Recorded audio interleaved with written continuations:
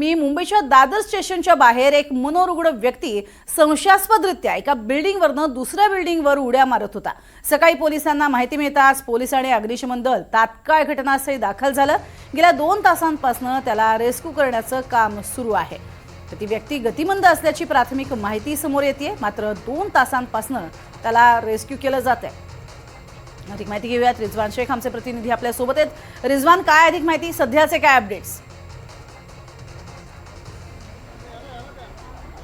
प्रज्ञा, नक्की आपण जर पाहिलं तर स्थानिक लोकांनी जी माहिती दिली आहे पोलिसांना त्यानुसार सकाळी जे आहे ते 5 वाजल्यापासून सदर व्यक्ती जो आहे तो मुंबई येथील दादर पैसा स्वामीनारायण मंदिर या ठिकाणी असा जो रेल्वेचा ब्रिज आहे त्या ठिकाणी एका बिल्डिंगवरती चढलेला आहे आणि गेले 2 तासांपासून मुंबई पोलीस असो आणि फायर ब्रिगेड यांच्या माध्यमातून सदर व्यक्तीला खाली उतरवण्याचं काम जो आहे तो मुंबई पोलिसांच्या माध्यमातून सुरू आहे। परंतु व्यक्ती जो आहे तो दुसऱ्या मजल्यावरचा जो स्लॅब आहे त्या ठिकाणी बसलेला आहे आणि मुंबई पोलिसांच्या माध्यमातून सदर व्यक्तीला जे आहे ते पाणी देखील देण्यात आलेलं आहे की त्याची जी आहे ती सांगण्याचा प्रयत्न केला जातो की चांगल्या पद्धतीने तू खाली उतरावा, अशी देखील मुंबई पोलिसांच्या माध्यमातून आणि फायर ब्रिगेडच्या माध्यमातून सदर व्यक्तीला सांगण्याचा प्रयत्न केला। परंतु व्यक्ती जो आहे तो खाली उतरायला तयार नाही। त्यामुळे मुंबई पोलिसांनी जी आहे ती या ठिकाणी एक मोठी जी आहे ती शिडी जी आहे ती देखील लावलेली आहे आणि गेले 2 तासापासून या व्यक्तीचा जो आहे तो मुंबई पोलीस सांगण्याचा प्रयत्न करते की खाली उतरावा, परंतु सदर व्यक्ती उतरण्यासाठी हा उतरत नाही। त्यामुळे कुठेतरी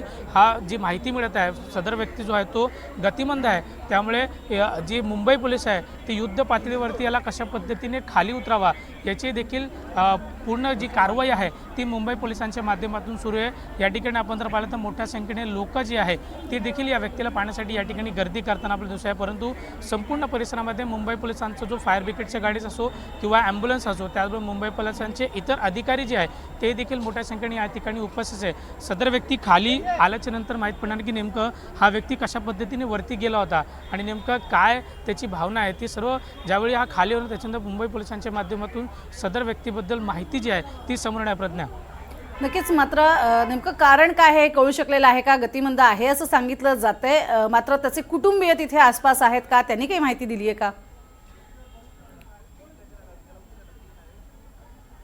प्रज्ञा, नक्की आपण जर पाहिलं तर प्राथमिक माहिती जी समोर आली आहे की हा व्यक्ती जो आहे तो गतिमंद आहे आणि बोलण्याचा देखील बोलण्याचा काही प्रयत्न करतोय, नेमका तो काय बोलतोय ऐकू शकाल का? नाहीये। त्यामुळे प्रज्ञा, आपण जर पाहिलं सदर व्यक्ती जो आहे तो दुसऱ्या मजल्यावर बसला, त्यामुळे पोलिसांनी जे आहे ते सर्व लोकांना जे आहे ते लांब उभा केला। त्यामुळे नेमकं व्यक्ती काय बोलतोय ते आपण ऐकू शकत नाही। प्रज्ञा, नक्कीच, मात्र तसे काही नातेवाईक आहेत का? त्यांच्याकडनं काही माहिती दिली जाते का? प्रज्ञा, अद्यापर्यंत ती कोण नातेवाईक आहे का याचा जवळ आजही जे आहे ते सदर व्यक्ती खाली आल्यानंतरच माहीत पडणार आहे की नेमका हा व्यक्ती कुठं राहतो, कुठून आलेला आहे, नेमका हा व्यक्ती कशा पद्धतीने वरती चढला, हे संपूर्ण ज्यावेळी हा व्यक्ती खाली आल्यानंतर मुंबई पोलिसांच्या माध्यमातून ज्यावेळी याची चौकशी होणार त्याचवेळी लक्षात येणार की याचे नातेवाईक कोण आहे। सदर तरी हा व्यक्तीचा कोण नातेवाईक या परिसरामध्ये सध्या तरी उपस्थित नाही। प्रज्ञा, नक्कीच, तुर्तास धन्यवाद या संपूर्ण सविस्तर माहितीसाठी।